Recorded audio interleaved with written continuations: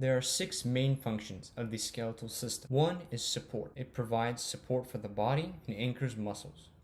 2nd is protection. The bones enclose and protect important organs such as the brain and lungs and the heart. 3rd is movement. The skeletal system works in conjunction with the muscular system to move and change positions for our daily day-to-day activities. The 4th is electrolyte balance. The skeleton stores calcium and phosphate ions and releases them into the blood. The 5th is acid-base balance. Bone tissue buffers and protects the blood against excessive pH changes by absorbing or releasing carbonate and phosphate salts. The last one, and probably the most important one, is that it serves as a major site for blood cell formation from the red bone marrow. The bones in our body are divided into 4 major categories. They're flat bones, long bones, irregular bones, and short bone. Flat bones consist of 2 thin layers of compact bone that sandwich a layer of spongy bone. The second is long bones. The long bones have a long shaft called a diaphysis and 2 ends called epiphyses. These bones are found in your appendages. Third is irregular bones. These have distinct shapes and features. These act as attachment sites for tendons. Some irregular bone examples include bones of your spine. Lastly are short bones. Let's start with flat bones. Here we have Jeff.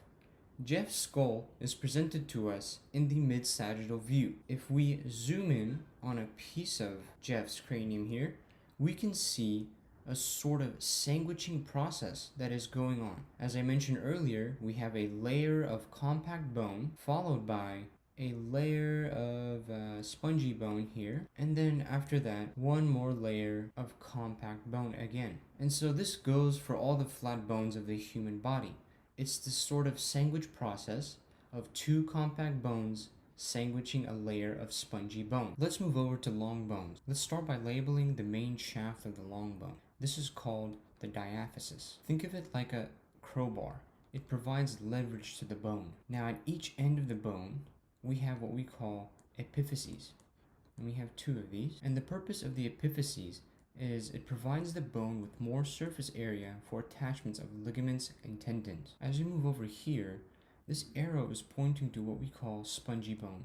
And then under that, this arrow is pointing to articular cartilage. And the purpose of articular cartilage is that it accounts for less friction whenever you are moving your bones or your limbs. Under that, this arrow is pointing to the metaphysis. Below that, we have our first external layer of the bone. This is called the periosteum. This is like the first layer of defense. Under that, we have compact bone. This is the dense part of the bone. And under that layer, we have our marrow cavity. This is where the yellow bone marrow is found. Now, last but not least, we have this blood vessel right here, and we call it the nutrient vessel, and it enters the bone through tiny holes called nutrient foramen. Let's move on to bone cells. Think of bone cells as the maintenance and construction workers of the human body. Whenever an injury occurs, these cells work together to come and repair that damage. Osteogenic cells. These are stem cells that develop from embryonic mesenchyme, and some become osteoblasts. Osteoblasts. These are bone-forming cells. They synthesize organic material, and this is called osteogenesis. Whenever you break your bone, your body stimulates increased mitosis, or increased growth of these cells to come and repair that damage. Osteocytes. These are former osteoblasts that are trapped in the matrix of bone.